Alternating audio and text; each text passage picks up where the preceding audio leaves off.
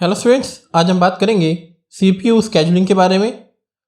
A major task of an operating system is to manage a collection of processes. Operating system का एक बहुत बड़ा काम यह है कि सिस्टम के अंदर मौजूद तमाम के तमाम जो प्रोसेसेस हैं उनको मैनेज करना है। In some cases a single process में consist of a set of individual threads. बाज़ दफ़ा ऐसा होता है कि एक प्रोसेस के अंदर बहुत सारे थ्रेड्स होते हैं। अब उन थ्रेड्स को किस तरह से एग्जीक्यूट करना है, कब उनको सीपीयू एलोकेट करना है, कब डी एलोकेट करना है, ये काम ऑपरेटिंग सिस्टम का होता है। In both situations a system with a single CPU or a multi processor system with fewer CPU than processes has to divide CPU time among the different processes और threads that are competing to use it. कि चाहे आपका system single processor हो या multi processor हो, उस system के अंदर अगर आपके पास मल्टीपल प्रोसेसेस एग्जीक्यूट हो रहे हैं तो हमें उस सीपीयू का जो टाइम है वो उन प्रोसेसेस के दरमियान डिवाइड करना पड़ता है। Has to divide CPU time, यानी कि हमें उन तमाम प्रोसेसेस के दरमियान जो सीपीयू का टाइम है वो डिवाइड करना पड़ता है।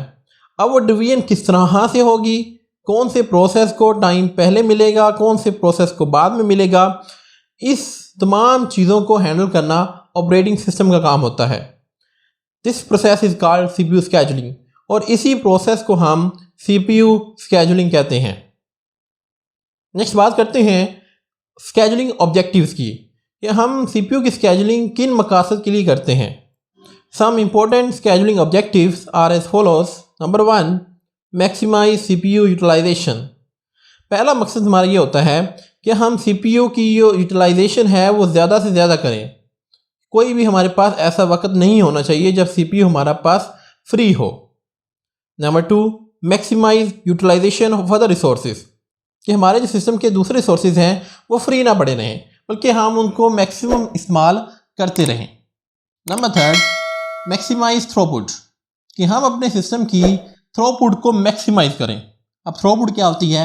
Number of jobs completed per unit time, कि एक यूनिट टाइम के अंदर जितनी जॉब्स हमारी कंप्लीट होती हैं वो थ्रोपुट होती है, और जितनी ज़्यादा थ्रोपुट होगी उतनी हमारी कंप्यूटर सिस्टम की जो स्पीड है वो बेहतर होगी। मिनिमाइज वेटिंग टाइम, एक और हमारा ऑब्जेक्टिव ये होता है कि हमने अपने वेटिंग टाइम को मिनिमाइज करना होता है। अब वेटिंग टाइम क्या है? Total time a job spends waiting for the resource to available, कि हमारे पास बाद में ऐसा होता है कि रिसोर्स अवेलेबल नहीं है और प्रोसेस को वेट करना पड़ता है। अब वो जो वेट है हमने उस वेट के टाइम को कम से कम करना होता है। नेक्स्ट हमारे पास है minimise turn around time.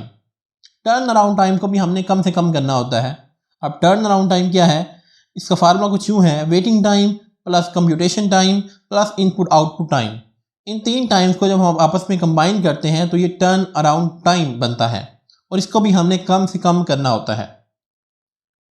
Next है minimise response time, time from entry of a command until first output starts to appear, कि जब हम एक एग्जीक्यूट करना प्रोसेस स्टार्ट करते हैं तो पहली इसकी जो आउटपुट आती है उसको हम रिस्पॉन्स टाइम कहते हैं। इसको भी हमने कम से कम करना होता है। लास्ट पे है fairness, all comparable jobs should be treated equally, कि हमारी मेमोरी के अंदर जितने भी प्रोसेस एग्जीक्यूट हो रहे हैं उनको फेयरनेस यानी कि इक्वली हमने ट्रीट करना है। ऐसा नहीं है कि किसी को हम ज़्यादा टाइम दे दें, किसी को हम कम टाइम दे दें।